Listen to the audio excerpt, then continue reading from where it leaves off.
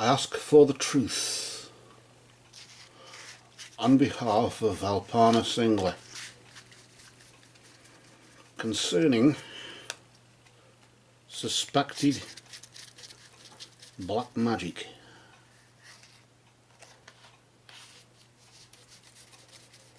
in her family. I ask for the truth on behalf of Alpana Singla concerning suspected black magic in her family.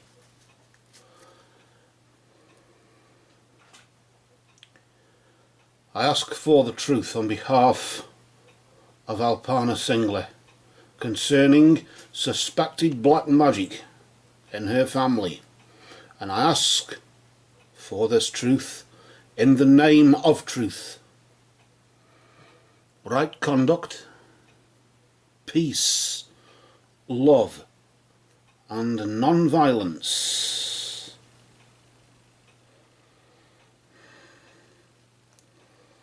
Blessed be to the raven,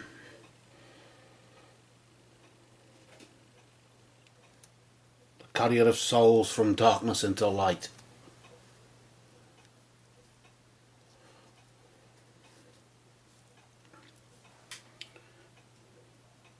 I shall place the deck just to the side here, and straight away it's as if by magic cards are jumping off here. I don't know what this is all about, but we're going to pull them cards out straight away, don't worry. They seem as if they just want to jump off, don't they? Did you just see that then? Did you see the energies there? I don't know if you could just quite see that then. I'm now going to see what those cards were. That card that jumped off the top, that was a very energetic card. I don't know, we were asking about black magic and we've asked sincerely. We're now going to see. This card represents the recent past influence. This will tell us what actually has been going on. So we will reveal the card very slowly.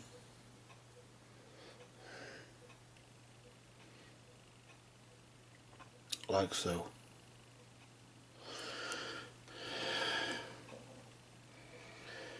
This card is the Six of Swords. The Six of Swords. Notice how the magician's hands are at work just here.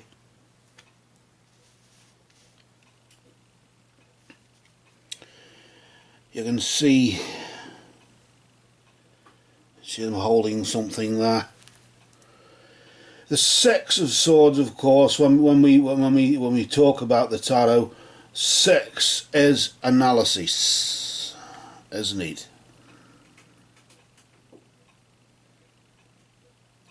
And swords is related to the element of air.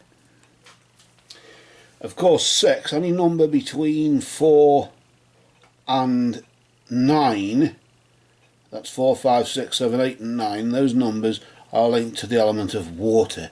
So you could say it's the watery part of air.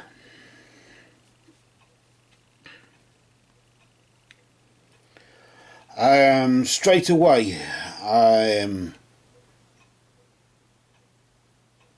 that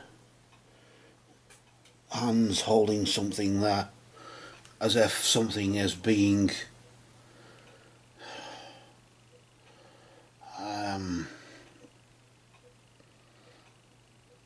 I don't know about treasured, but certainly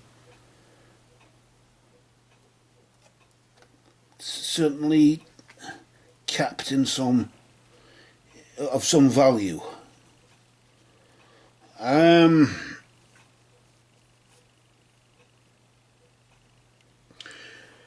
Of course,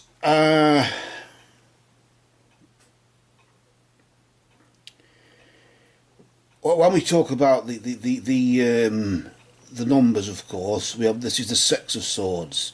So you have to think of the six of the analysis, in the sense of the five. The five is the loss, the six is the analysis, then the weakness of the seven before the challenge of the eight. And this energy is vibrating there right now. What does Crowley call? What does Aleister Crowley call the Six of Swords? Aleister Crowley calls the Six of Swords the Lord of Science. In the other deck that we normally use, which is energised by Crow Brother, it focuses on the fact that it's a case of trying to seek progress in a situation, trying to get through, trying to navigate through a situation. I suppose that's where the science really comes in, isn't it, really? And this deck tends to focus, the Raven deck tends to focus swords as depicted as hands, as if to be doing something. You could say the six of doing, couldn't you? In that sense, analysing what the magician is doing, and the magician's hands are there, as if to offer the analysis of his doing.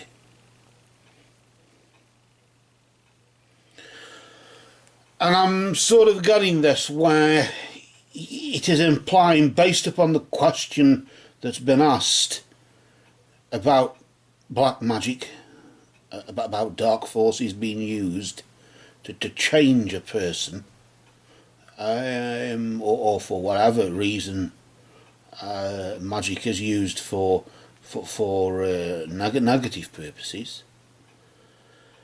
It would appear as though somebody's been like trying things, trying it out. But when we think of the Crowley interpretation, the Lord of Science, it's as if they've been trying it out. They've been trying to navigate a way through the darkness. Crow Brother often depicts an owl. Owl spirit represents the ancestral spirit guides and focuses toward the concept of paying attention to signs, and Owl Brother brings those signs, and it's for us to pay attention and to listen to the message. Remember, Owl Brother is a winged one. He's one of the bird people, and the bird people are the winged ones who carry the messages from the heavens to the earth. But this dark Raven deck tends to focus on the hands that do. The hands that, in this case, with it being the six and the analysis of our analysis of creative and transmissive powers, the analysis of creation, of what one can create or what one has created. It focuses on that very thing, where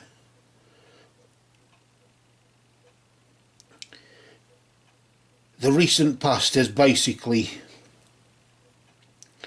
energized by somebody attempting to do something. Now, of course, we don't know if they succeeded.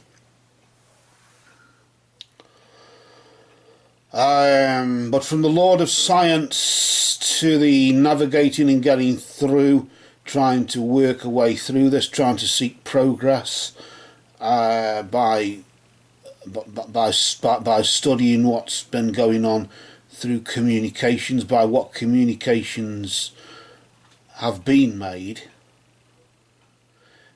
Maybe, of course, if we relink the swords, of course, to air, which is creative and transmissive powers, the communication side of it, then of course one has been trying to communicate. But communicate with what?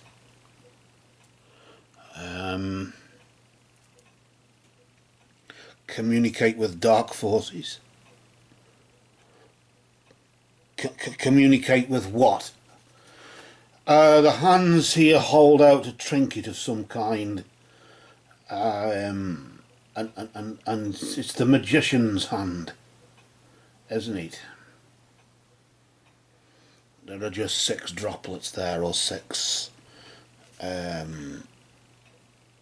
things that indicate 6 air, 6 points of air, or 6 air bubbles in some way, as if the air is trapped within a bubble and is able to, as if it's detached and yet free to move at the same time.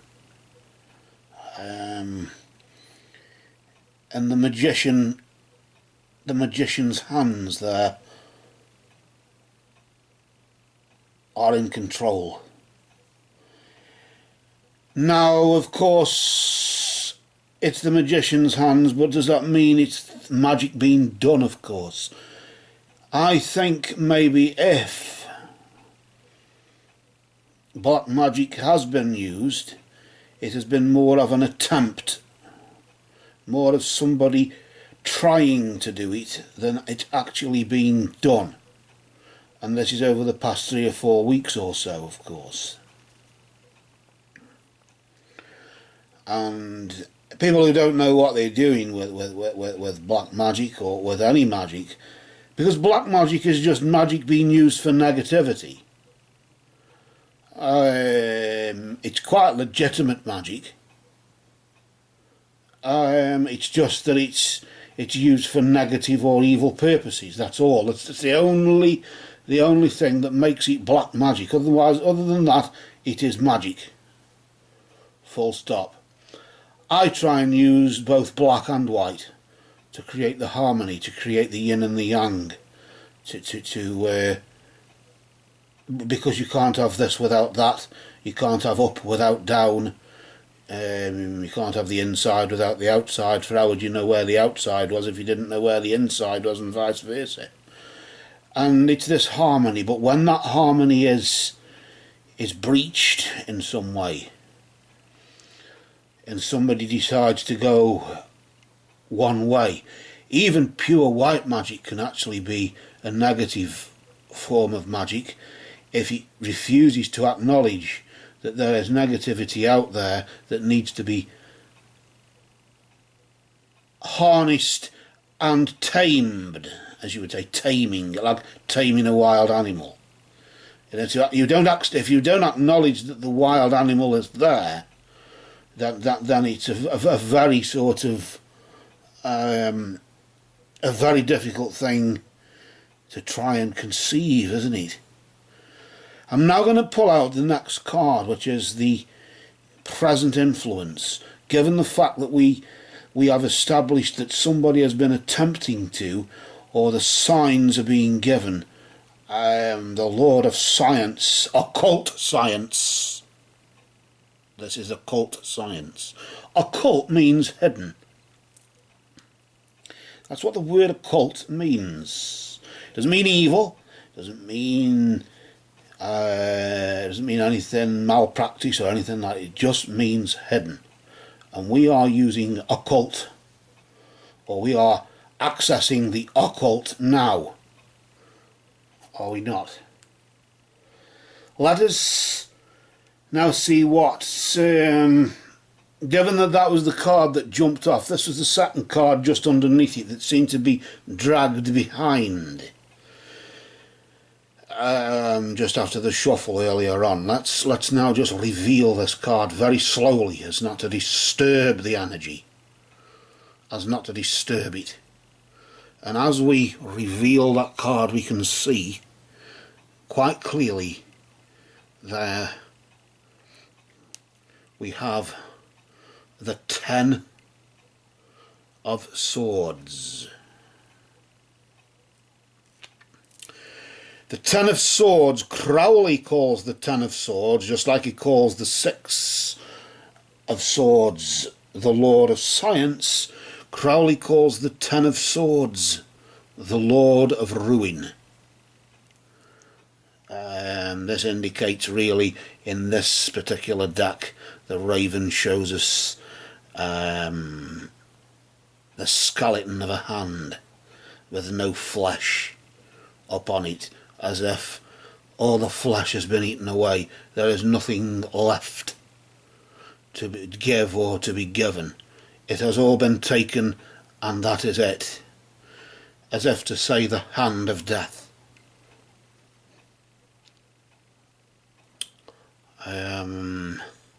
And as you can see there, it's indicating really that there's a lot of misery going on right now. Whatever this practice, this science, whatever this was, this form of navigation through a situation was over the past 3 or 4 weeks or so, whatever the magician did, whatever magic was performed in the recent past, it has led to ruin and torment. A lot of torment going on there, and it hurts. You can just see the hand on the end of the arm there, can't you? As what's it resting on there? What's it resting on? What supports it? When there is no flesh or muscle on the bone, what supports that? And as you can see, it's as though we can feel this. We can feel this, can't we? Whatever magic is even suspected to have been done, it's done its work. Of course, the question though is, was the magic being used? Has magic been used to try and change a person, or to try and destroy? It's certainly had an effect in the sense that it's destroyed those around it. It's inflicting torment and pain upon those around it. If, of course, the one that it is suspected to have changed, if the magic that is suspected to, the black magic that has been suspected to have been performed on the person, and that person has changed, we don't really know, because it was more of an attempt. It was more of an attempt to navigate through a situation, to get through it, to find some form of answer via communication, trying to communicate, trying to just move on just a bit more, if only. But the hands that do, of course, let's face it, the magician's hands that do seem to offer a bag there as if it's got something in it.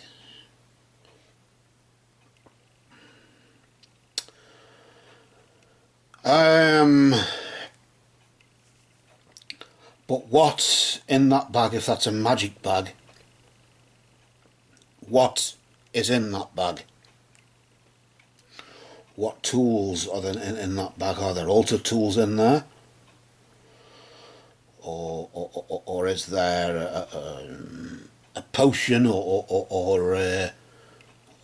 whatever thing that's been consecrated to be sent, a talisman maybe, to be sent, consecrated to do its work? If that work be evil or God or whatever it be, it's been an attempt. It hasn't been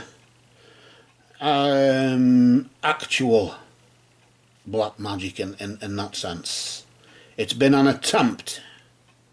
Somebody trying to, having a go at. But nevertheless, its effects are very real. Its effects have brought ruin. Its effects have brought torment and misery upon those around it, because those around it believe maybe that believe in its power, and because by believing in its power it strengthens its power and makes it hurt even more, doesn't it?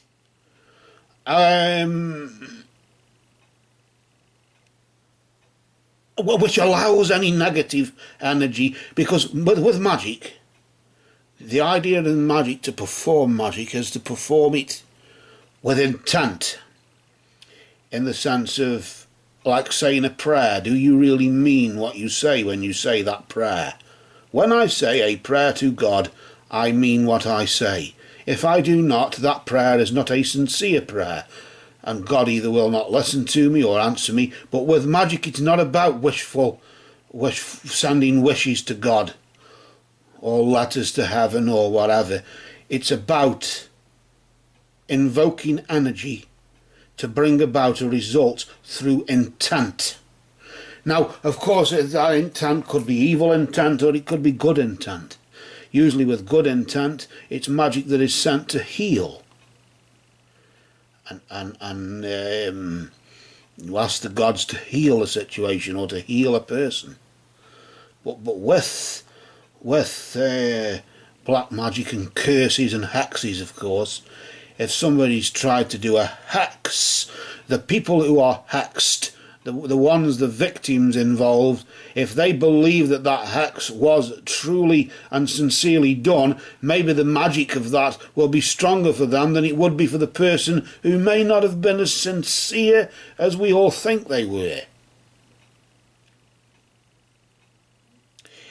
In the sense that the people who are hexed, the people with the curse upon them, effectively have cursed themselves by believing that somebody's put a curse on them when they haven't, because their intent is to believe that. Their intent is to believe that somebody has placed a hex upon them. Now, of course, we also have the fact that if somebody has used occult science, in the sense of the Six of Swords being the Lord of science, as Crowley would put it, then yes, somebody would be using occult science to try and bring about a result for either good or ill. And if it's for ill, as those around seem to believe it is, then it's had its desired effect, hasn't it? It's brought about ruin, and the hand of death is now before us.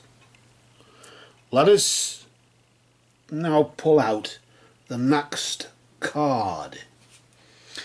And this card is representative of the immediate future influence. This is what is about to happen. It doesn't have to be true, actually. It's just that if we follow along this path that we are continuing along, then it's potentially, it will. It's like me saying, if I kick a ball against a wall, it will bounce back and hit me across the head. But I have power over that by ducking and moving out the way. The ball will still travel in that direction, but it won't hit me. So I still have power over the future, don't I? Let us reveal slowly the energy of the immediate future. And let us just see what is there for the next 3 or 4 weeks or so. Another 10, again, the 10 of Wands. This time it's the 10 of fire. You could say that the 10 of Swords is the 10 of air, whereas this is the 10 of fire, the Lord of oppression. We have the six of Swords, the Lord of science, in the recent past. The present is energized by the 10 of Swords, the Lord of ruin, and now we have the Lord of oppression depicted in the 10 of Wands. Notice how the air has manifested itself into fire, Fire is energy and spiritual essence. Notice again, just like the hand that has been stripped of all things. The skull of the stag, with the antlers, the flames burn upon the tips of the antlers, as if there's very little fuel left, but nevertheless. But it is an empty gesture itself, really, in a way, because it is a skull, isn't it? It's the skull of a dead thing, a thing that has been so oppressed, so tortured, so crucified, that there is nothing left. And it's as if for the next 3 or 4 weeks or so, that's all that is from this ruin that exists now. You will experience torture. And why? Why? For what possible purpose? For what possible good could come from this? But the crucifixion more than anything. In some decks on the Crow deck that I use, it's got like the five bits of cloth hanging down. And I always tend to think that that's like the 5 wounds of Christ. Only 4 are needed, where the nails went in. The 5th is where the spear went into the side of the corpse, or when he was dead, just to make sure he was dead. And this is like, as if we get in here, not only has the negativity manifest itself right now from whatever occult science was used, be it good or ill, but nevertheless it had a negative effect. So I suppose one can assume, although one must not assume, one can assume that that occult science, the action of the magician in the recent past, the occult science was an attempt to bring about ruin, because ruin is the effect of it. If they were praying for healing or sending healing energy, then it would be totally the opposite, wouldn't it? But in this case, of course, it's brought about ruin and now oppression. For the foreseeable future, one will be tortured, crucified, oppressed, as if bullied, as if harassed. And this harassment, I suppose, really, of course, now there are laws against that, aren't there? Harassment and stalking people and things like that. But how do you legislate against magic? How do you legislate against when magic has been used? Because magic is real. Magic, M-A-G-I-C-K, is the real magic. Without the K, it's the trickery that little children are entertained with by little clowns and make things disappear and chop women in half in boxes. That's illusion, that's not magic, that's trickery. But the magic with the K, M-A-G-I-C-K, with the kick of the K, as you would say, that is the real magic. And of course then we have to say, well, if magic has been used, if it's been used wrongfully, if it has been used with ill intent, then what do we do about it? Well, one of the concepts behind this, as Gerald Gardner, the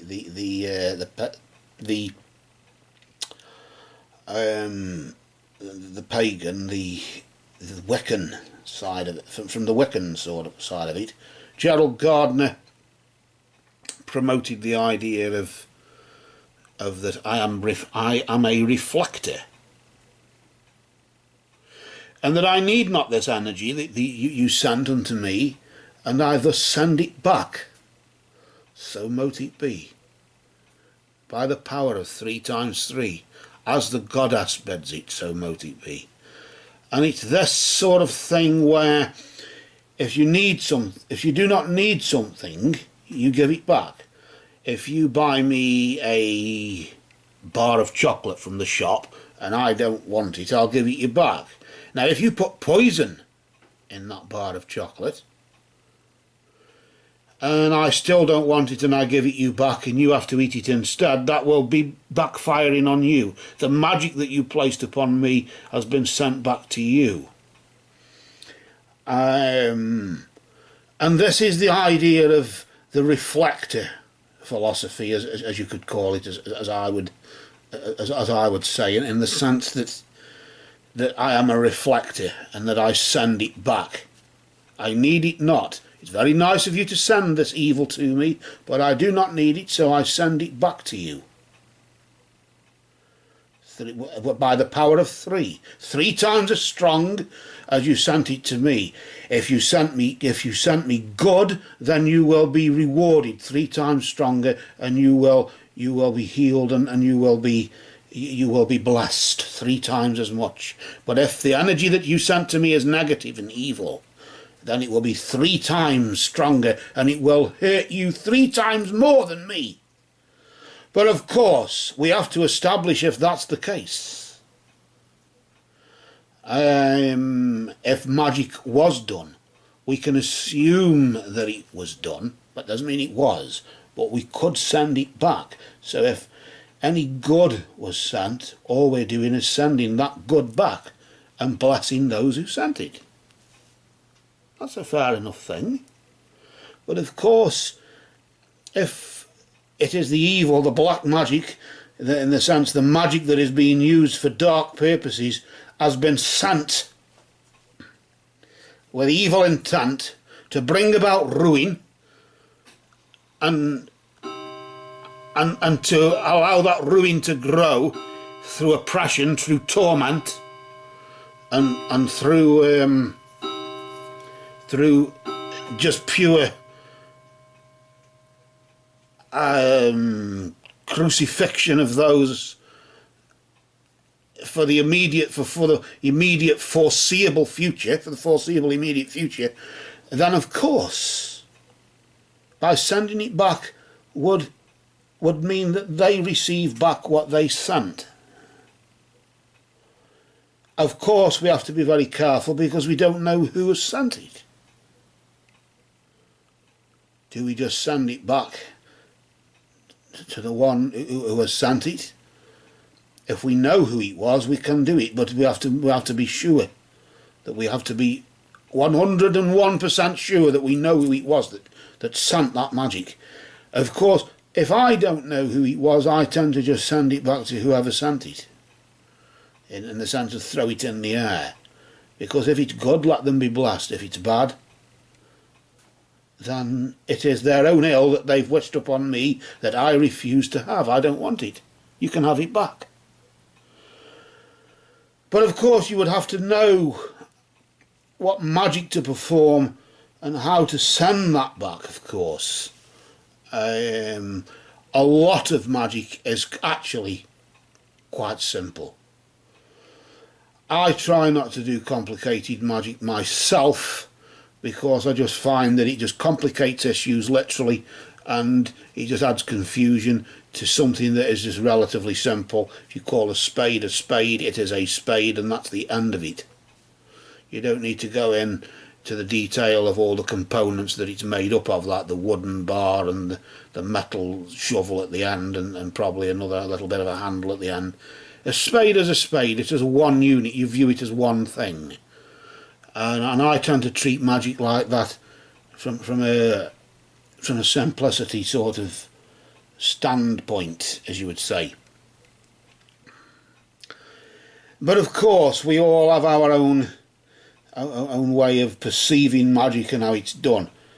In this particular case, of course, we want to know if this magic has changed a person and what to do about it. I don't know about what to do about it, but certainly its effects are going to be lasting for at least the next 3 or 4 weeks or so. till this time next month. And it's as if somebody is going to get at you. It is going to get at you and hurt you, and you will feel it's hurt, because of, if it's black magic, then because of the intent that it was sent with, and that intent is sent through the realms, as you would say, through the ether, or however you wish to define it in your own way, so you understand it. But of course, we have, as I said, we have the Lord of Science, the Six of Swords, the analysis of communication, and the analysis of creativity, working out what to do. But I still think, personally, I don't feel that black magic itself was used, but somebody made an attempt to do magic when they didn't know the procedures of what to do. And thus, because they have sent it with intent, they mean what they've done, their magic has actually taken place because they've meant it. They've meant it with sincerity, although they've only had a go. And probably they don't know the strength of the magic that they've actually sent. And it's brought about ruin, it's brought about misery, it's brought about torment, which of course in the immediate future there, with the Lord of Oppression, only brings further pain and hurt and further torture, really. It becomes to such a point where it isn't just hurt, it isn't just like a slap in the face by the hand of death, but it's a continual sort of salvo of slaps, a series of slaps, kicking somebody till they fall down, and then to carry on kicking them when they're down. In the next 3 or 4 weeks or so, although now you've been kicked and you're down, the next 4 or 5 weeks or so will be dictated by being kicked whilst you're down, because the energy is that strong and has been sent with intent. And the Six of Swords, the Lord of Science, the Lord of Occult Science, has persevered, I suppose, has navigated, has tried to get through the situation, to try and deal with their situation, or to try and deal with the situation from where they are coming from their particular point in time and position in the situation. And that's the only way they've been able to deal with it. But of course, magic is very strong. And prayer, of course, is magic, isn't it? That's occult. We are communicating with an higher force. We are communicating with a superior being whom we believe can bring about a situation, can heal us or whatever. But what happens if that healing can be done without praying to a superior being, and we can pray to other forces? Because that's all magic is. That's all a spell is, really. When you cast a spell, you are saying a prayer. A spell is just a prayer, that's all it is. And it is just a prayer to invoke and bring about change. And if somebody has tried to say a prayer, notice the hands on the Six. The Six, as we talk about prayer, notice how the hands there on the Six of Swords are cupped, or as about to be in prayer, if it weren't for the bag of magic or whatever is contained in that bag being in their hands. If they weren't holding it, they would be able to cup their hands and pray, wouldn't they? I'm just thinking of that when I said that, really. And maybe that's what it is, that somebody was trying to say a prayer but just couldn't quite get their hands together to do the full prayer. But nevertheless, they said the prayer and didn't realise that you don't have to close your hands to say a prayer. You can just say a prayer just by pure thought. The power of the mind is a strange thing. When we just say even the mantra of Om Mani Padme Hum, we can invoke compassion and bring about healing and blessing just by saying that. The very sound of Om Mani Padme Hum can do that. But at the end of the day, it is a sound. That's all it is. And we only know it means compassion because we all agree that it means that. For those who don't know what it means, it may not have an effect upon them. And it's the same in this situation, where an attempt of science or occult science or some sort of means to navigate through a situation in order to get progress in it, because somebody felt stuck, felt the only option was to try and cup their hands and say their prayers with something. What does the bag represent, though? Does that represent something that may have been sent? Does that represent the actual energy being sent? And that bag, the contents of it, does it represent the energy that was sent, that brings about the ruin, that brings about the misery and brings about the torment right now, and that will bring and continue to bring about further torture and crucifixion upon those it was intended for? This is the question, but the truth is before us in these cards that have now spoken.